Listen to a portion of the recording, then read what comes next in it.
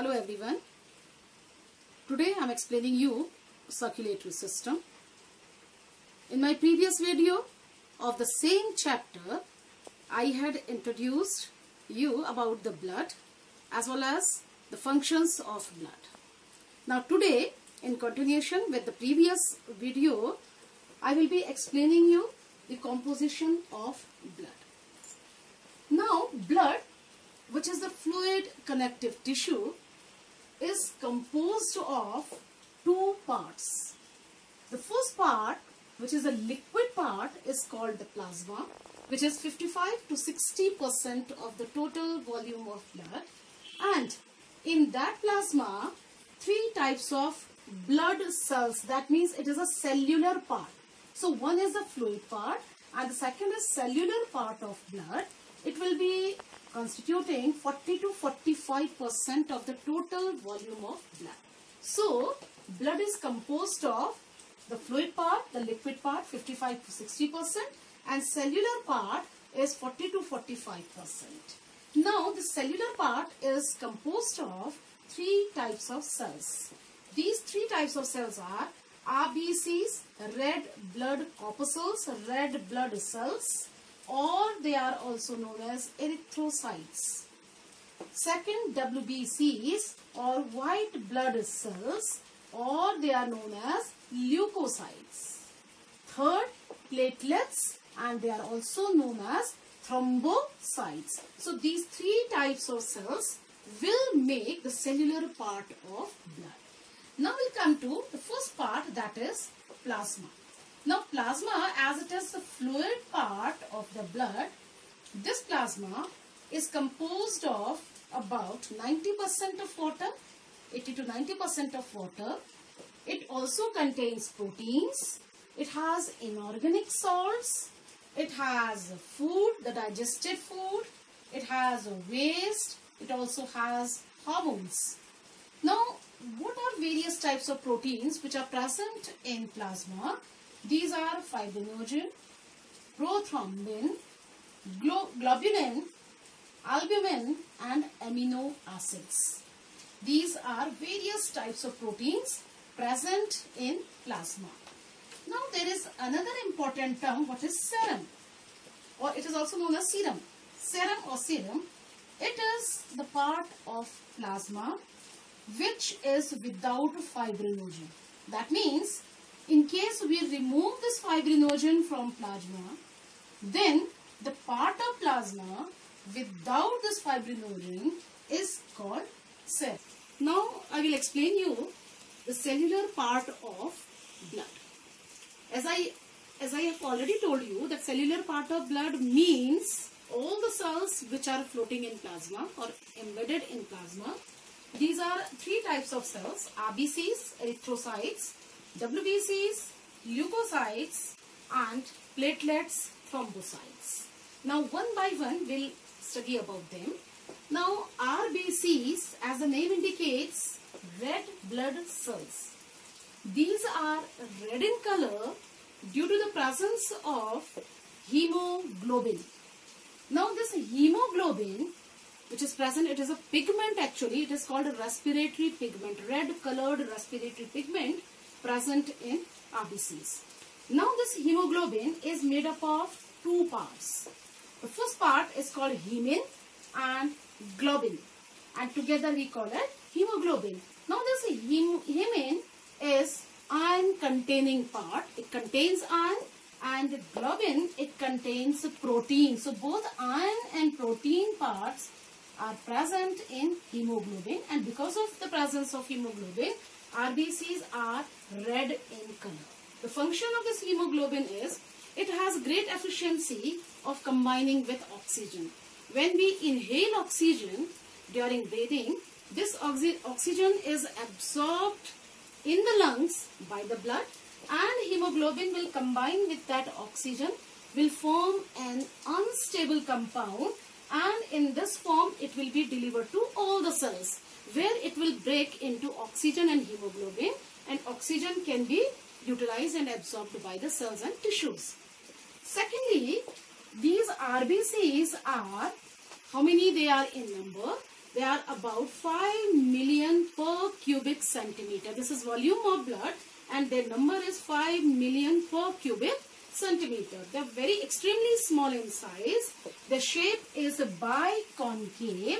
Now, why they are biconcave? Actually, mature RBCs, when they are young, when they are being produced in bone marrow, then they do have nucleus. But as they mature, they lose nucleus and then they are known as enucleated. Enucleated means without any nucleus. Now, since they do not have any nucleus, so they have a large surface area, and because of this enucleated cell, they are biconcave in shape, and this biconcave shape, it helps them to accommodate more oxygen in the form of, that means more hemoglobin can be accommodated, and more hemoglobin means more hemoglobin will be absorbing more oxygen which can be delivered to all the cells. Now, where are they produced? They are produced in bone marrow. That means bone marrow of long bones, especially like the bones of ribs, bones of breastbone and long bones of hip girdle.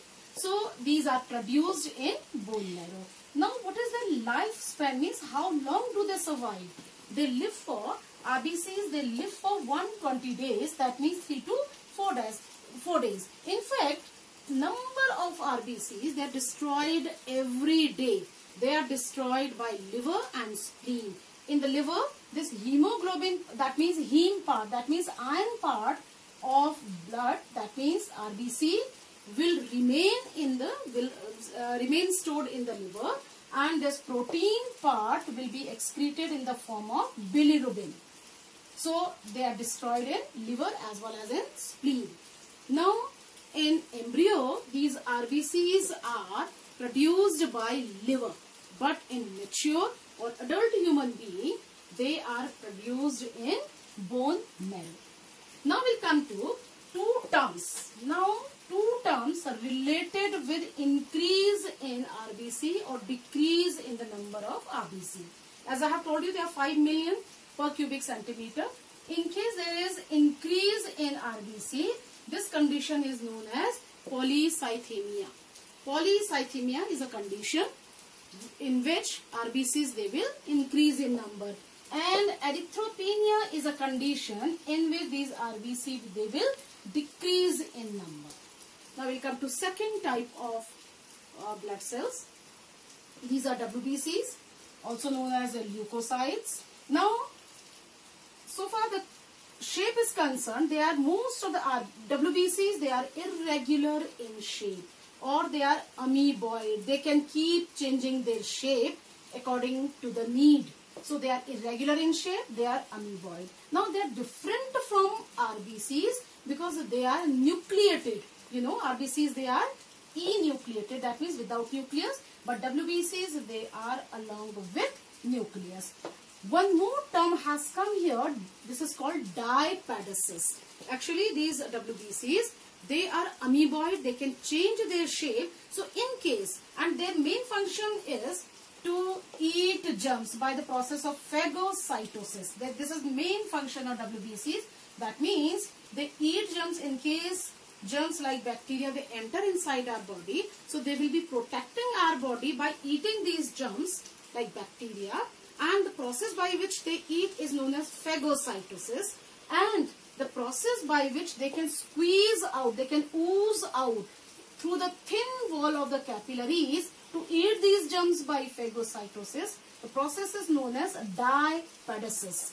These are important terms which are often asked in objective questions. So, phago means eating, cyto means cell. So, phagocytosis means the process by which WBCs, they will eat germs. And how do they eat germs? They squeeze out, they ooze out through thin wall of the capillaries, and this oozing out, squeezing out of thin wall of the capillary of WBCs is known as dipadesis. Now, where are they produced? Like RBCs, they are also produced in bone marrow. What is their number?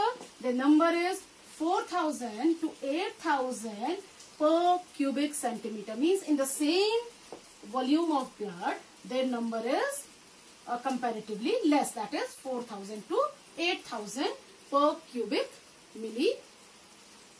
It is it is per cubic millimeter. Now their lifespan is 2 weeks. Their lifespan is 120 days, 3 to 4 months, and lifespan means these WBC, they survive for 2 weeks, and again new WBCs will be produced. Now these are produced in bone marrow as well as they are produced in lymph nodes, and there they are known as lymphocytes. In my next video, I will be explaining you about different types of WBCs, because there are 5 types of WBCs that I will be explaining in next video.